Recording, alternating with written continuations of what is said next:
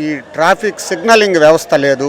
Signalling వ్యవస్థ ఉండాలి. Flyovers పెట్టినా కూడా ఇట్లా యూటర్న్ తీసుకున్న దానివల్ల ఏమవుతుందంటే ఈ పక్క కొంచెం ట్రాఫిక్, మళ్ళీ ఆ సైడ్ వచ్చిన తర్వాత అక్కడ ట్రాఫిక్ జామ్ అయ్యే ఆస్కారం ఉంది. తర్వాత కేవలం ఈ యూటర్న్స్ ఎందుకు పెట్టారంటే ట్రాఫిక్ కానిస్టేబుల్ని అక్కడ పోస్ట్ చేయకుండా అవాయిడ్ చేసే దానికోసం ఈ యూటర్న్ సిస్టమ్ పెట్టారు.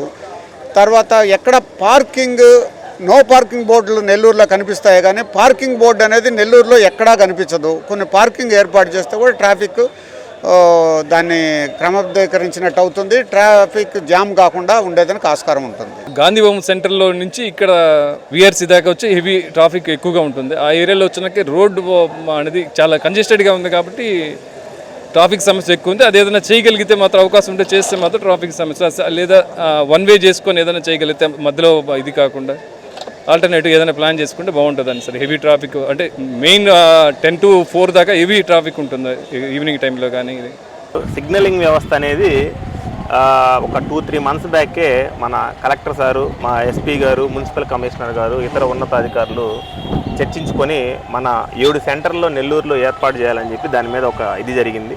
అయితే దానిలో భాగంగా ప్రథమ దశలో భాగంగా 3 ప్రదేశాల్లో గుర్తించారు. ఒకటి మన ఎస్పీ బంగ్లా డిపిఓ సెంటర్ ఒకటి, తర్వాత కేవీఆర్ సెంటర్ ఒకటి, ఆ తర్వాత ఇక్కడ మన మార్కెట్ దగ్గర ఒకటి ఏర్పాటు చేయాలని చెప్పి నిర్ణయించారు. తర్వాత రెండవ దశలో మళ్ళీ ఆత్మకూరు బస్టాండు, కనకమహల్, ఆర్ఎల్పురం సెంటరు, విఆర్ సెంటర్లో వీటిల్లో కూడా ఏర్పాటు చేయాలని చెప్పేసి తీర్మానం చేస్తున్నారు. దానిలో భాగంగా ఆల్రెడీ మన కార్పొరేషన్ వారి ద్వారా ప్రథమంగా గుర్తించిన 3 జంక్షన్లో వర్క్ కూడా జరిగి ఉన్నది. మొదట దశ వర్క్ కూడా జరిగి ఉన్నది. ఇంకొక మరి కొద్ది రోజుల్లో పూర్తి స్థాయిలో వాటిని ఏర్పాటు చేసి అందుబాటులో తీసుకొచ్చేదానికి అందరం కృషి చేసి నెల్లూరు ప్రజలకి ఆ సిగ్నలింగ్ వ్యవస్థ అనే దాన్ని అందుబాటులో తీసుకొచ్చే విధంగా చర్యలు జరుగుతూ ఉన్నాయి.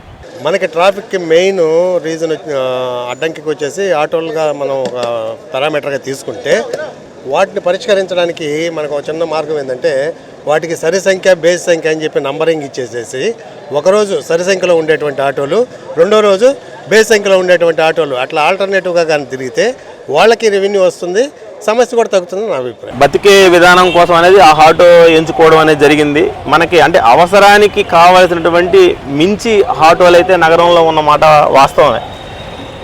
మరి దానికి ఏ విధంగా ప్రత్యేకంగా సరిబేసి విధానం పెడితే బాగుంటుందా, లేదు వాళ్ళకి ప్రాపర్గా కౌన్సిలింగ్ ఇచ్చి జామ్ అవ్వకుండా ఎక్కువగా ఒక పద్ధతి ప్రకారం వాళ్ళు నడుపుకునే విధంగా మాట్లాడి వాళ్ళకి అర్థమయ్యే భాషలో కౌన్సిలింగ్ చేసి ఇది చేస్తే బాగుంటుంది అనేది ఇతర ఉన్నతాధికారులతో కూడా ఒకసారి మాట్లాడి, అదేవిధంగా రవాణా శాఖ డిపార్ట్మెంట్తో కూడా మాట్లాడి దాని మీద తగు చర్య తీసుకోగలం.